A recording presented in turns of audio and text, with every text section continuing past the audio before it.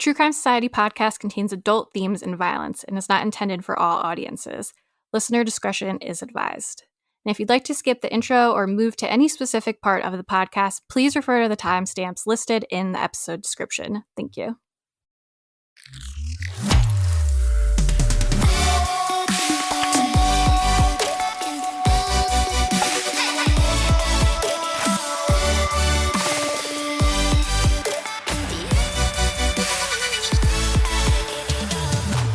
What's up, guys? Welcome back to another episode of True Crime Society podcast with Stephanie and Olivia. It is November 28th. We're pre-recording this episode a little bit because it's the end of the year, holiday time. We've got things to do, people to see, places to go, all those things. I've got my daughter's graduation coming up on the day that we usually record, so we thought best to get ahead while we can. Yes. And getting ahead is not easy for me these days. Like when I was pregnant, it was kind of a drag to like backlog all these episodes just because I was like so tired and working full time still and feeling crappy. But now I have a little baby to try to get around and have someone look after, and just my husband looks after him, obviously, but you know, he just is more used to me currently. So he's just like, who are you? What it's are you always doing? stressful. He's like, where are you going? Why are you bringing me? Excuse me, I'm going to scream the whole time you record. So I saw someone wrote a comment, I don't know where it was, maybe on Spotify, and they're like, it's fun to play the game. Is that Peep or Jack? I know. So you never know these days. It could be either one. Peep was just meowing away in our last recording. Now I don't even know where she is. Yeah, she was going crazy the last recording. Because she was like, oh my God, finally some me time. Because otherwise I'm always like, Peep, shut up.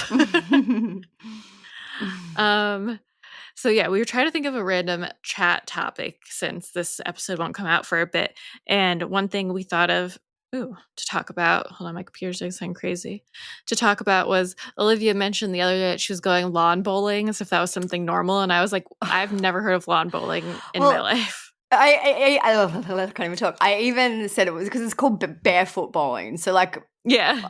So it's like lawn bowls just in general, not a thing there either.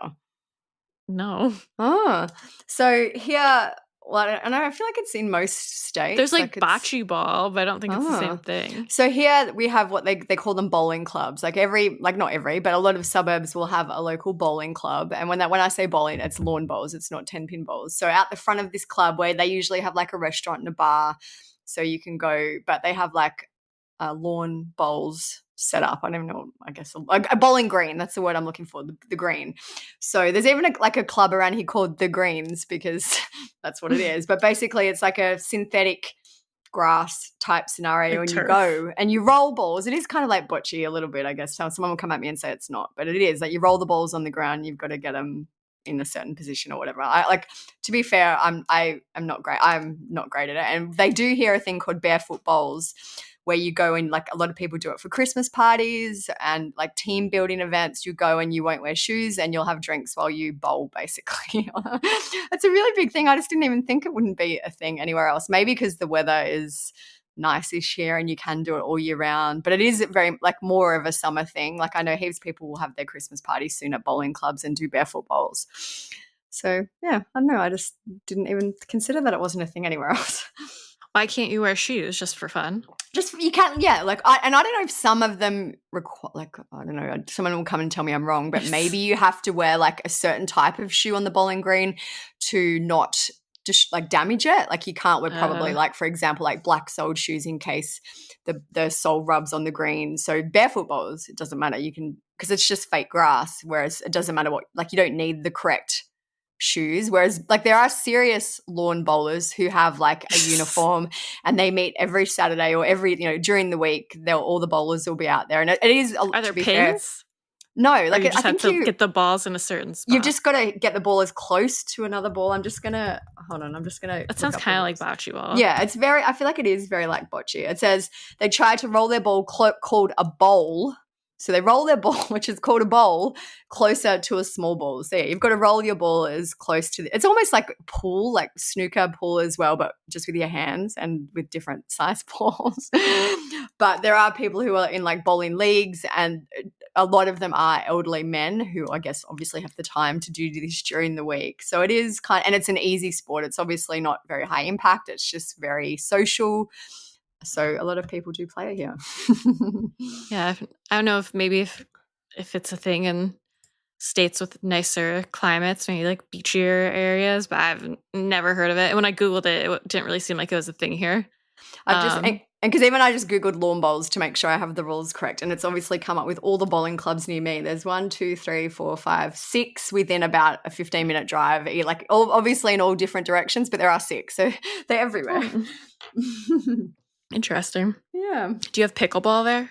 Yeah. No, it's still not. So say it sounds similar vibe to our pickleball. Yeah, like kind of social. Yeah, we do have pickleball, definitely, but it's still not. We don't have a whole heap of pickleball venues, but it's getting there, I think. They're popping up here like crazy. It's funny because in high school, I loved pickleball. Me and my high school best friend would love playing pickleball in gym. We'd have so much fun, but it wasn't like a real sport outside of high school gym. And then over the last like 5 years, I feel like pickleball's totally blown up here and everyone's obsessed with pickleball to the point where even our malls, a lot of them have pickleball in the malls now. Like you could go in and they have little courts set up that you can play at, and a lot of tennis courts are being turned into like pickleball courts. So it is fun, but it's just a weird random explosion of pickleball. Even when I was like a teenager, our local gym used to have squash courts. Do you guys call it squash? I'm assuming so. I think what is like, it so again? It's where you go and you hit the ball against the wall on the inside. A wall, right? Yeah. And so I used to really love squash. And the other week I was like, oh, maybe I'll look at – there's no squash courts anywhere. Squash is like gone. Really? Squash is obliterated. I don't know what's happened. I guess maybe pickleball has taken over. I haven't thought about squash forever. I know it used to be in like rec centers. That's like the only place there'd ever be them around. I wonder why it died out though. Like it was a good workout. Because pickleball. Fun. Yeah, pickleball's taken over. Yeah. So if you guys know any other obscure sports, let us know. But yeah, barefoot bowls. Like I feel like every single person I know has done barefoot bowling at least once in their life. Or like, and I always say barefoot bowling because I've never done proper lawn bowls where you go and you have your whole kit and all that. It's I guess it's the same with 10-pin bowling. Some people are in leagues and they have their bowling bag and all that. And some are just like you go to drink and have fun. Yeah, you just go and have a game, and is that what you call it? Game, I guess. But yeah. So no, everyone does it. Yeah, it's just funny because you said it so like casually, and I wasn't sure if there's plenty of times where I'm like, I'm being stupid, or like that's something I should know and I'm just dumb and live under a rock apparently, where I literally, before I respond to you, I went and like Googled to make sure it was something that I shouldn't know what it is, because I was like, am I being stupid? I have no idea what that is. Maybe it is just a more Australian thing, I don't know. Yeah. So I feel like we've been a bit slack with our listener of the week. We read all the comments and we reply to the majority of them too, but I feel like we haven't mentioned one for a while. So this is a comment from Princess XR on Spotify. She said, "Hey, Steph and Olivia, I really love the show. Feels like I'm just catching up with friends with your discussion at the start of the show. I'd really like to hear your thoughts on the upcoming social media ban in Australia for under 16s, if you think it will work. Do you think if it does, other countries will apply it, or are kids just too smart and will work their way around the ban? Keep up the amazing show. Lots of love." So that's kind of timely too, because by the time this episode comes out, the social media ban will be in place. I think it's happening December 10. They're banning Snapchat, Instagram, Facebook, Roblox, basically TikTok, YouTube, everything for kids under the age of 16 here. I am interested to see how it will play out. My daughters are both under 16. So one of them was telling me that their friends have started getting notifications saying your account will be blocked on December 10. I don't know. I'm interested to see how it will work. I've seen, and it's interesting because they have named a whole bunch of these social media platforms, but there are some they've left out. Like Lemon 8 is one that's kind of associated with TikTok. Apparently that's not banned yet. So they're like, we're just going to use that. Obviously they'll probably end up encompassing more, but it'll be interesting to see what happens. I don't know how it can particularly work because a lot of these kids under 16 don't have any form of ID to prove who they are. But yeah, I don't know. It'll be interesting. Yeah, I feel like if you have it already now, like they should just be grandfathered in, and just like for new teens, you know what I mean? I did ask my friend Chat how they were going to enforce, and it basically said they do have to deactivate any accounts where the person has put in a birth date that is under 16, but then obviously you can just put in any birth date when you make an account, and they have to like actively stop people who they know are children from signing up, which I get. But yeah, I don't know. It'll be interesting to see how it goes. We'll keep you Yeah, posted. you'll have to give an update. Yeah. And I saw that Malaysia, I think, are going to implement it too. So it seems like maybe that we are like, I guess, the test group, The sample guinea group. pigs. Yeah, guinea pigs to see how it goes. But maybe it's something that more countries will bring in. And I feel like it's just going to be so hard to police and enforce. I feel like it's not like a bad thing, but it's just going to be hard to start because Yeah. so many kids already have it. I really wish it had have happened already because my kids are now they do have social media. I wish, and I feel like too, a lot of it is just to make it easier for the parents to say no. Like, no, you can't have TikTok because it's illegal. The government says no. Yeah, it's illegal. Yeah, basically. So I feel arrested. like a lot of that, like that will play a big part in it because I'm sure kids will figure out ways around it. But as a parent, you could be like, no, you actually are not allowed to have it. It's a regulation. Yeah. So, well, let us know how it goes. Yeah, we will. All right, so today we're going to be talking about 2 cases of missing celebrities. Not like celebrities, but they still were known. I mean, the second one you say is more of a celebrity. I don't really know because he wasn't really famous in the United States, I don't think. More of a UK celebrity. Yeah. One was a kind of more of a child actor who disappeared when he was in his late teens, and the second one was a musician. And it is a well-known band, and I feel like it's still well-known to this day. So, but maybe just more so in Europe and the UK. Yeah. So the first case we're going to be talking about is the disappearance of Joseph Pichler, and this was suggested to us by our Patreon subscriber, Carrie. So thanks for sending it in and giving us this idea. So Joseph, he's the one that was like a child actor. He was best known for his roles in Varsity Blues and Beethoven's Third and Beethoven's Fourth. Beethoven is like the kids' movie about the dog. That was is he like a Saint Bernard? Is that what they are? I think he was a Saint Those Bernard. types of Yeah. dogs? Yeah. One of the big, massive, fluffy, hairy dogs. Drooly ones. Yeah, drooly. I used to love Beethoven as a kid, so it's kind of funny. But yeah, he was in those movies. So a little bit about him. He was Joseph David Wolfgang Pichler. He was born on Valentine's Day, February 14th, 1987, in Bremerton, Washington. And according to his IMDb, his mother is Kathy Pichler, and his siblings are Shauna, AJ, and Matthew. There's also a Medium article that says he has 4 siblings, but we only ever see 3 mentioned publicly, so not sure if there's really a 4th one. Joseph went by Joe, and he discovered his love for acting early. He landed his role in a commercial for the Seattle department store Bon Marche when he was 6. Kathy said that one day she and Joe were watching the Academy Awards, and he said to her, "I'm going to be there one day, Mom." Joseph then, and his family, I'm assuming, relocated? Well, yeah, I think so. I think he's still a kid here. Yeah, he was a kid, but then some reports say that he moved back to be with his family eventually, but I feel like the family moved and then they all wanted to move back. So I assume too it was his whole family moved there. Yeah. Relocated from Bremerton to LA as a child to pursue his acting career. And in 1996, he landed a role on The Fan with Robert De Niro and Wesley Snipes. He appeared in a bunch of television shows, including Touched by an Angel, Promised Land, Lois and Clark, In the House, and Mad TV. The last acting job that his parents permitted him to do was in the comedy drama Children on Their Birthdays in 2002. His mother said at the time, "I just want him to have some normalcy in his life. He's a good boy and took it well, but he wasn't really happy about it." She said, "We always kept him really grounded. He's always been a regular kid with a job a teenager wouldn't normally have." In 2003, when Joe was around 16, his family wanted to return back to Bremerton, Washington. So he went with them and he graduated from high school there in 2005. He had braces on his teeth at the time, and he told his family that he planned to move back to LA to resume his acting career once his dental work was complete.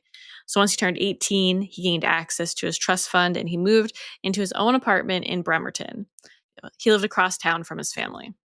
After he graduated, he took a full-time job as a telephone technician, and he was also known to be experimenting with drugs and alcohol recreationally. He also had a pet guinea pig that he adored. So on Thursday, January 5th, 2006, he was still 18 at this point. He was last heard from at 4:15 a.m. he spoke to a friend at this time on his cell phone. Then his car, which was a silver 2005 Toyota Corolla, was found on January 9th, 2006, near the intersection of Wheaton Way and Sheridan Road in Bremerton, which is a half-mile from Port Madison Narrows. In the car was a note in which Joe wrote about wishing to be a stronger brother and asking that his belongings go to a younger brother. Also included were a few poems. According to his IMDb, he left behind 2 pages of notes. Like, notes on what? Just notes. Yeah, well, I don't know. Like, I guess if it was a few poems and things like that, that would be easily able to take up 2 pages, but... No, I wasn't sure if this was separate from the poems, but... Despite the seemingly suicidal note, a friend who saw Joe before he disappeared said that he was in good spirits at the time. This contradicted other reports that say Joe was incoherent and distraught during his final call to a friend. When his apartment was searched, it was unlocked and the lights were on, which was said to be out of character for Joe. Police theorized that Joe took his life by jumping off a bridge in the Port Madison Narrows. Authorities used dogs to track Joe's scent, but they did not track it to the bridge. So yeah, there's some photos, like the Narrows, I believe, if I have it right, is a waterway where obviously it's not canals, but, you know, it kind of narrows in a little bit. There's a bridge. Like, obviously, if you did jump from this bridge, you would likely pass away. It's quite high. I don't know if I think there might be multiple bridges in the area too, but basically it looks like a spot where you may go if you did want to end your life. Yeah. Joe Stanley said they did not believe he was suicidal or depressed at the time that he vanished, and they believed that he may have met foul play. At the time of his disappearance, he was wearing a white metal Nixon the Rotolog Realwood watch on his left wrist and possibly a brown t-shirt and jeans. He has a circular tattoo of a red Star Wars emblem on the inside of his right forearm and a small scar across the bridge of his nose. Kathy has leveled heavy criticism at the police investigation, claiming the police searched his car and apartment for 3 minutes and quickly made up their minds that he had committed suicide. Claims emerged from his family that traces of vomit were found in the passenger seat of the car, but that they weren't tested for DNA. Robbie Davis, the lead detective on the case, told the Associated Press that, quote, "There's a good indication that it might have been a suicide, but we don't know that." And he added there was no reason to suspect foul play, and his body has never been found. If he is alive, Joe would be 38 years old today. At the time he vanished, he was 6'2", weighed 170 pounds. He is allergic to dust mites, cats, dogs, birds, and many other things found outdoors. He normally carries an albuterol inhaler for his allergies, but did not have it with him at the time of his disappearance. So I feel like this does seem like a pretty cut and dried case. He obviously was struggling with some mental health issues at the time. So I guess the first main theory is suicide. He left behind notes, even indicating where he wanted his belongings to go. So suicide is the first and I guess most likely theory. The second one, though, that does come up a lot online is that this was a drug-related debt or murder. So it was a murder related to a drug-related debt. As we mentioned, he was apparently experimenting with drugs and alcohol recreationally. Apparently, online comments do say, though, that he may have been quite heavily involved in drugs. This is one comment I found on Reddit. It says, "This is a little late, but I'm a Bremerton local now residing in Seattle. I went to school with Joe when he was a senior and it was my sophomore year. I didn't know him that well, but I knew his brother who was in my grade. We had classes together." So this person just goes on kind of proving that they know Joe. They say, "I can say with no source or certainty, just the hush-hush rumors around schools, some people more in the know than others, was that he owed coke dealers a lot of money. I've always imagined it like this. He is taken, they force him to drink and write these notes and make these calls under threat." So that's obviously the call he made to his friend at 4:15 a.m. "Once he did, he was, quote, gone. He wasn't dumped in water. There's endless woods around and someone could do gruesome stuff to break down a body. It could be 5 feet, 30 feet down off a road in one of a million places. I personally know one of the last, if not the last person he spoke to. They will never speak the details out loud, at least last time I checked, which was like 15 years ago. I know someone else, their best friend who I was closer with, that they probably told, but I was never told anything beyond what is publicly known."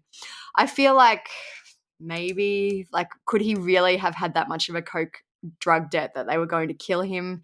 He That's was what I was thinking, only like, what 18. did they get out of by killing him? Yeah. Like he had money too. He had a trust fund. He was an actor. I don't know, maybe he blew through the trust fund quickly, but could he surely he wouldn't have racked up that much of a debt. Only being back in the state for a little while. I feel like that is something that just comes from I heard this, and it just blows up from there. I feel like it's very unlikely. Yeah, I feel like he maybe was doing drugs, like some reason was freaking out for some reason, and that led to him Yeah, committing suicide, whether it was like planned or just like spontaneous.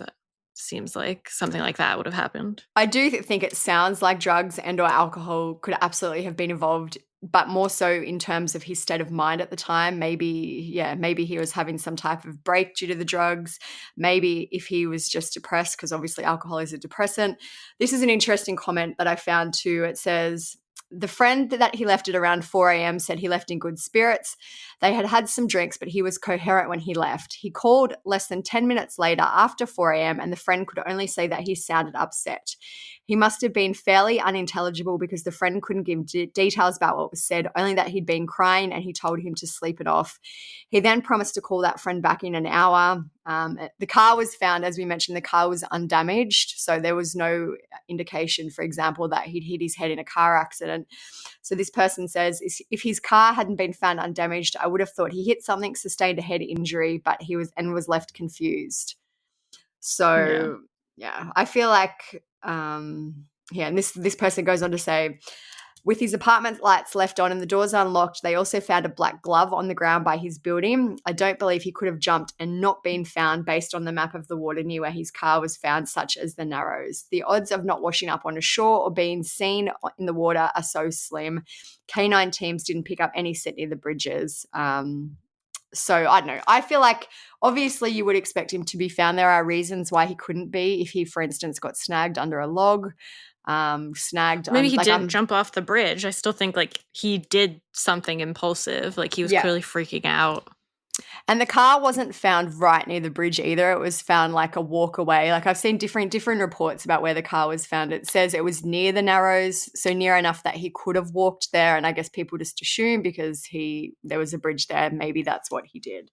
So I personally feel that this was a suicide. It seems like he wasn't doing well. He was struggling for maybe a multitude of reasons. So I think that this was likely a suicide, and just for whatever reasons, like that person said, there's a million places where you could dump a body. There's probably a million places where you could go and take your own life and not be found for whatever reason, due to dense vegetation, maybe like in a crevasse or something like that. So I feel like there are multiple reasons why he likely hasn't been found yet. Yeah, I agree. The second case we are going to discuss today is that of Richard James Edwards. He was known as Richey Edwards, Richey James, or also Richey Manic. So Richey was a Welsh musician who was part of the band Manic Street Preachers. They're still together. I was reading about them before. Yeah, so they are still together today. Been touring. There's photos of them from 2024. They are still a current band. And I feel like I lived in the UK for a while in the early 2000s. I feel like everyone there would know them. They're a pretty decently known band over there. I feel like it's, bigger in Europe, as we mentioned, and UK than US. Yeah, I've never really heard of them, but that could also just be me, but they definitely seem bigger not here. So Richey did disappear a while ago now. He's been missing since 1995. So obviously 30 years, no trace of him has been found. But his story is interesting, and a lot of people suspect or have theories about what happened to him. So as some background into Richey, he was born on the 22nd of December 1967. He was born and raised in Blackwood in Wales, and his parents were Graham and Sherry Edwards. He had one younger sibling named Rachel, and she was born in 1969. The two were said to be very close. Rachel would speak to GQ magazine later on about their childhood. She said, "It sounds like a cliche, but it was a very happy family, a very happy upbringing. I know Richard is on record as having said the same thing. He was 2 years older than me, and my overwhelming memory of our childhood is that he was very supportive of me. When I was at school, I used to have a lot of anxiety, particularly around schoolwork. When I went on to comprehensive school, he'd already been there for a couple of years. At the end of the day, we'd talk about our dog Snoopy. I'd tell him about my homework and he'd help me. He'd allay my fears, which I suppose which I suppose in retrospect is ironic given the anxiety that he suffered years later. So Richey's parents were devout Methodists and they ran a hairdressing salon, and Richey was said to be, quote, this is kind of a mean comment, but I guess I know, I was like rude. It says, as a quite acne-ridden kid. So I guess it just kind of was maybe included to show that he struggled a little bit with his self-image. He was just a quiet kid going through teenage things. Richey attended Oakdale Comprehensive School, and that's where he met the future bandmates from the Manic Street Preachers. After he graduated from that school, he attended the University of Wales in Swansea, and he graduated in 1989 with a degree in political history. So a very intelligent and educated guy. He initially worked as a roadie and a driver for the band. After he graduated in 1989, though, he was accepted as the band's fourth member and main spokesman. Richey became the main lyricist for the band. He is said to have written about 80% of the lyrics for their third album, which was titled The Holy Bible. Richey did suffer from very severe depression. He was very open about his struggles. He regularly self-harmed. He did things like stubbing out cigarettes on his limbs. He cut himself. Over the years, he also suffered from insomnia, anorexia, and alcoholism. There's an article with the BBC, and Richey is quoted as saying, "When I cut myself, I feel so much better. All the little things that might have been annoying me suddenly seem so trivial because I'm concentrating on the pain. I'm not a person who can scream and shout, so this is my only outlet. It's all done very logically." He went on to talk about suicide, and he said, "In terms of the S word, that does not enter my mind, and it never has done in terms of an attempt because I am stronger than that."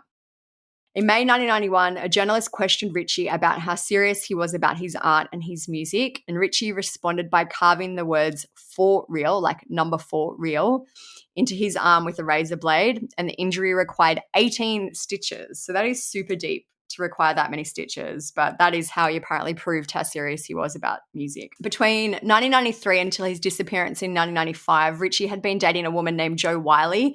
She's a DJ in the UK. I believe till this day she's still quite well known. The two had an on-again, off-again relationship. In 1994, Richey checked himself into rehab, which meant that he missed out on some promo work with the band. In September of that year, 1994, Richey was released from rehab and he toured with the band for what would be his last time. His last appearance with the band was in London on the 21st of December, 1994. Richey gave his final interview to a Japanese magazine, and that was on the 23rd of January, 1995. Richey disappeared on the 1st of February 1995. He was due to fly to the US that day with a bandmate to promote the band's album. He had been staying at the Embassy Hotel on Bayswater Road in London.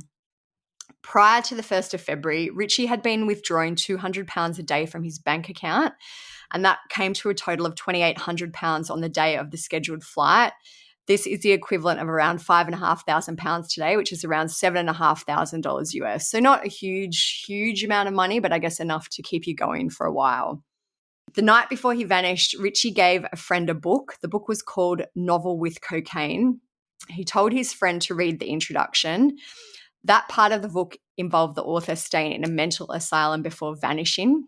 While Richey was still at the Embassy Hotel, he removed some books and some videos from his bags. A copy of the play Equus was amongst what he took out. And this is some information about that book.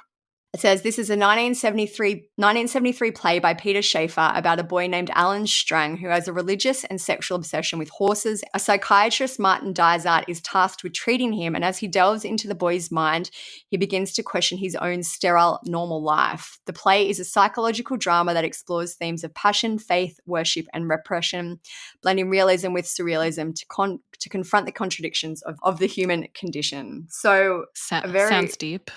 There's a lot going on in that book, and it's interesting. I feel like people have picked it out because it's interesting that that's one he chose to leave behind. Yeah, like if you're sending a message. Yeah, maybe. Richey placed the belongings in a box with a note that said, "I love you." He wrapped up the box like a gift and decorated it with pictures and quotes, and he addressed the package to his now ex-girlfriend, Jo. The two had broken up for good, apparently, a few weeks prior to the 1st of February. So that was all happening the night before. On the 1st of February 2005, Richey collected his wallet, his car keys, his medication, which was Prozac, and his passport. He checked out of the Embassy Hotel at 7 a.m. He left behind there his toiletries, a packaged, like a fully packed suitcase, and a bathtub that was full with water, plus some more of his Prozac. He drove to his apartment from the hotel. His apartment was in Cardiff in Wales, which is around a 3-hour drive. When he got to his apartment, he dumped his passport and his Prozac, so we know that he did make it back there because he had the passport with him in London, and it was eventually found in the apartment in Wales.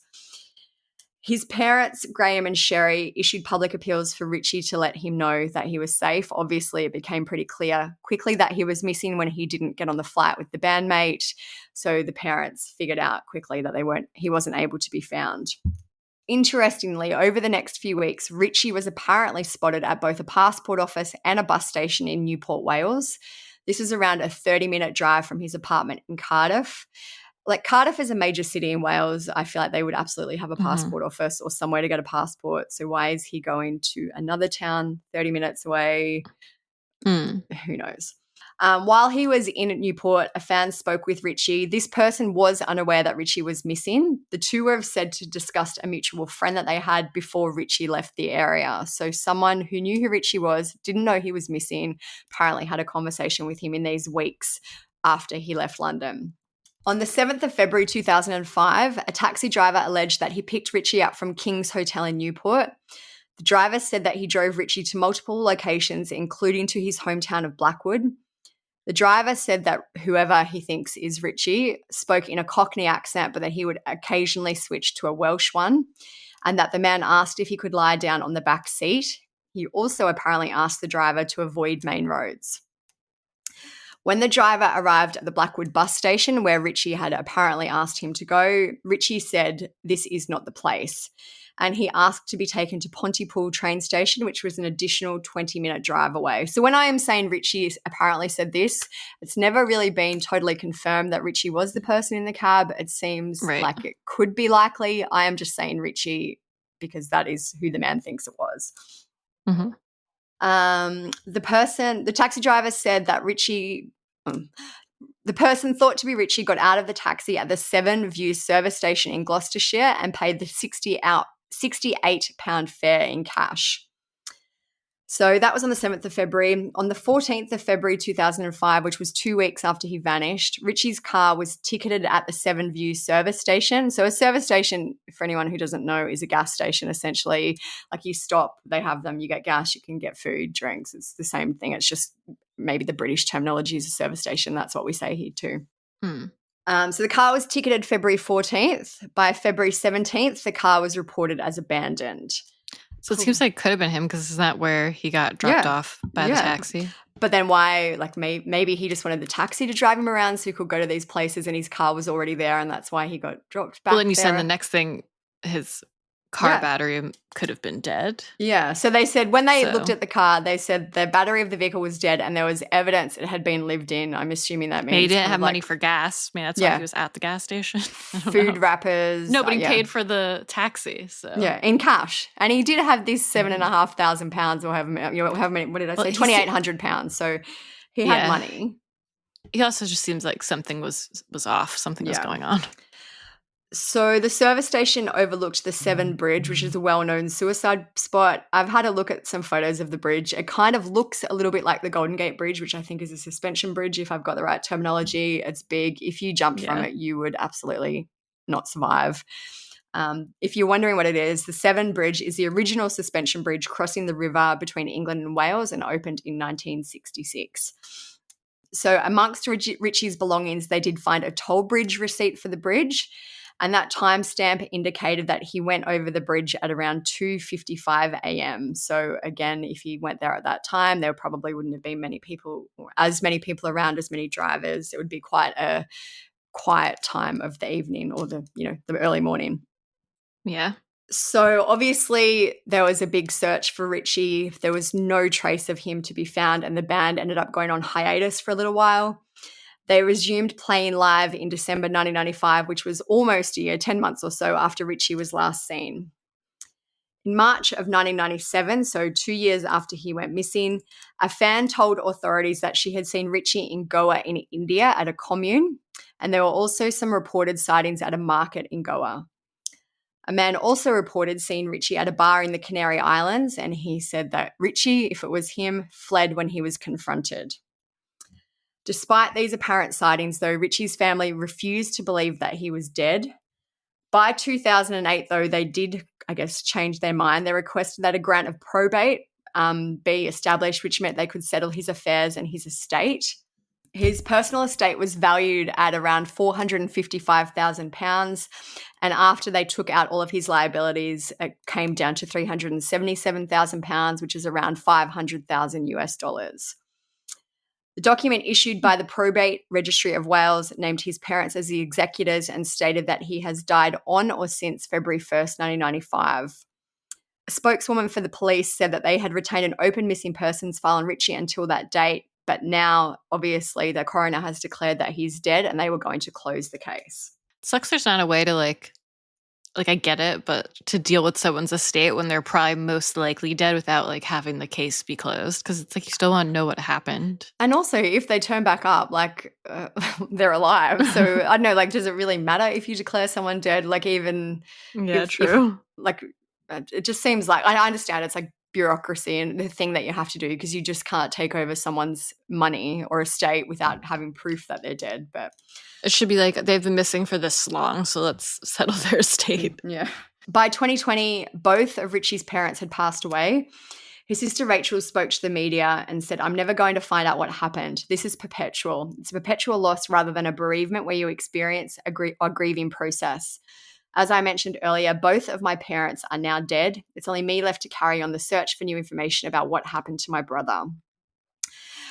For at least a decade, and I'm not sure if this is still ongoing now that he's been declared dead, but for a very long time after he disappeared, his bandmates placed a quarter of the royalties earned by the band in an account for him should he resurface. Obviously, he's entitled to that money. Maybe the money now goes to his estate now that they've kind of settled all of that. Mm-hmm. His bandmate, Nikki Wire, said, "I have no problems with him coming back, coming round and drinking tea like he always did, but with the press, I'd be very nervous for the boy." So I feel like the two main theories in this case, the first one is that Richey took his life and his body has never been found. The second theory is maybe he took off to start a new life voluntarily, or maybe he suffered some type of mental health break. He obviously had struggled a lot with his mental health. He had experimented with drugs and alcohol, so that is also a possibility. In terms of the suicide and his body not being found, there's a lot of discussion by people online who say that his body should have been found, I guess similar to the Joe case that we just discussed as well. The 2:55 a.m. timestamp for the toll bridge means that there would have been very few, if any, witnesses if he did jump off the bridge around that time. How people always say like a body should have been found, whatever. It's like, yeah, they should have, but how many cases have we come across over the years where it's like, oh, their body was 1 mile away from where they went missing, or their body was literally where people searched, but it was just like in a tree or under something where no one saw them, or their body was in their own house. Yeah, that's what I was going to say. Even the amount of cases where someone has been found in their own house, even years later. Like, I know Richey is now 30 years on, but I feel like there's absolutely reasons why, especially a body in water, may not be found. And as time goes on, it just gets harder. Yeah. So the second theory is that he left voluntarily. Maybe he just wanted to live a quiet life, a secluded life. He'd had enough of the fame. He just wanted to take off. There is a book that's been written about the case. It was from 2019, and it's called Withdrawn Traces, Searching for the Truth About Richey Manic. And that raised the theory that he's been living in Israel, which is an interesting one. And I also feel like the fact that one of his nicknames is Richey Manic, I guess Manic Street Preachers as well, but maybe it was also a play on his, mental health struggles. Mm-hmm. So I did find some comments from people who have followed the case. This is a really interesting one. It says, "Huge Manics fan here who actually saw Richey with the band a good few times, and I honestly believe he jumped off the bridge. If you look at his final interviews, he looks absolutely terrible and he's just dead behind the eyes. The poor guy just had nowhere else to go. This is the guy who not long before he disappeared had to be stopped by his bandmates from chopping his fingers off so he didn't need to play the guitar. So there are some photos that have been released. There's one I feel that's quite infamous in this case. It looks like maybe a passport photo or some type of, that you'd need for like a driver's license or something. And he does look very unwell. He's got like very dark eyes, like around his eyes is very dark. He looks not a well person. No, not at all. This is another comment I found from another Manic Street Preachers fan. They said, I was a huge Manics fan from 97 to 2001, and I'm in America where they were virtually unknown. It says, Richey was primarily the band's lyricist and only learned the bare minimum on the guitar in order for him to perform on the stage. From what I understand, he hated practicing and generally hated the stress of having to travel constantly, plus the enormous pressure of the upcoming US tour where they were attempting to break into the American market. I think he truly felt trapped and like there was no way out. He was also struggling with a severe eating disorder and worsening addictions to alcohol and self-injury. It was clear to anyone paying attention that his mental health had been deteriorating for some time. It says, I cannot reasonably imagine any other scenario other than suicide. This is this person's theory. They said, I am of the opinion that he took amphetamines, that he had a friend who supplied it to him at the hotel in London, and that's he was experiencing the effects of a come down, and that's why he left the bath water that we mentioned. He left the bath fully filled. Mm-hmm. This person says that's why he left the bath water because he was so distracted in the present. He wasn't planning anything. It was all spontaneous. He lived in his car for a few weeks, not looking after himself. The person also said, this is another comment, I'm a British person that used to work for NME magazine, which is a music magazine. I was always under the impression that he jumped off the bridge, which is a known suicide spot, and finding bodies can be almost impossible due to the currents and the reservoir below. The bridge has one of the highest tidal ranges in the world, meaning any bodies would be like finding a needle in a haystack in the currents. There is no way they would have been able to safely recover his body. Someone also comments about the apparent sightings of Richey. How has he managed, I guess, to stay off the grid if he is alive for over 30 years? This person says... Especially someone who is like a little famous. No, I agree. For someone who's well-known-ish enough, it's not like he was a nobody. There would be people around the world that would recognize him. Mm-hmm. This person says, what doesn't make sense is his family have been receiving the band royalties and they've placed it in a bank account for him. If this money was being used by him, the police could almost instantly trace him to where he was making transactions. He hasn't been doing this. So how is he spotted all around the world without any money? You can't buy plane tickets with cash, which I think you probably can, but you still need ID to get on a plane. His passport would have pinged as well if he was moving around the world. The chances of him being alive are extremely slim. I still think it's possible he's out there, but it's more than likely he is dead. He was a drug addict and had many issues, and I feel for his family. Again, I agree. The only way he would be able to be out there, they would have found a passport in his name. He would have had to change his name, change his ID. It doesn't sound like he was able to probably do that in the 2 weeks before his car was found. I guess he could have been planning it for a long time and had something in the works, but then why would he go to London in the first place? Why not just kind of dip out before that? I do agree that this sounds spontaneous and likely because he was really, really suffering from mental health and or addiction, and that he just made a decision and decided to probably take his life off the bridge. Yeah, I agree. I don't think he was mentally stable at all, especially not mentally stable enough to be like, okay, I'm going to like strategically start a new life, be untraceable, get all this together. It seemed like he was just living very spontaneously, doing drugs. He struggled with an eating disorder. Obviously not eating and getting the nutrients you need can also make you more mentally unstable, on top of the drugs, on top of probably not sleeping, the stress of a tour that he didn't really want to go on, probably saw no way out, panicked, and killed himself somehow. I really don't think he's out there somewhere. I think that he was just severely mentally unwell, it seemed like, unfortunately. Yeah, I do feel like Occam's razor is probably what happened here. He probably did take his life, and for the reasons stated about the currents and the depth and all that about the river, the reasons he hasn't been found. But this is one I feel that is just perpetually spoken about online because there is, I guess, a slight chance that he took off. Like India would make sense if you can go and live in a commune type situation, live off the grid, and people. I still just think someone would be like, yeah. Here he is, Yeah, absolutely. I agree. Like, would he really be able to remain hidden? And when I say like blend in, he is kind of a nondescript looking guy. Well, I was going to say, I think he has a unique vibe. Yeah, he has. But definitely he has probably a would unique have vibe. changed his vibe. But like maybe now 30 years on, he would be less recognizable. So maybe that's how he's been able to remain hidden. I just feel like it's so, so unlikely though, especially in the early days when there was a ton of media attention on this. People were looking for him everywhere, that he would have been able to remain hidden for this long if he is alive. Yeah, I agree. He is nondescript. Like he Like he could could look be like any guy I yeah. went to high school with, but Yeah. also if he like his persona is recognizable because he's very like punk rock looking. But I'm Yeah. assuming if he was hiding and trying to start a new life, he wouldn't be looking like himself. So then he would look nondescript. Like Yeah. Yeah. And even like I'm looking at some photos of him now as we're chatting. He looks like there's some photos where he's totally got a shaved head, so he doesn't have any hair. He does look quite different in the photos where he has hair. So maybe that would be an advantage for him if he did altered his appearance a little bit. Maybe it would be easy for him to remain hidden. I just feel like very, very, very unlikely. Yeah, I was gonna say, but it doesn't matter because he definitely didn't do that. Yeah.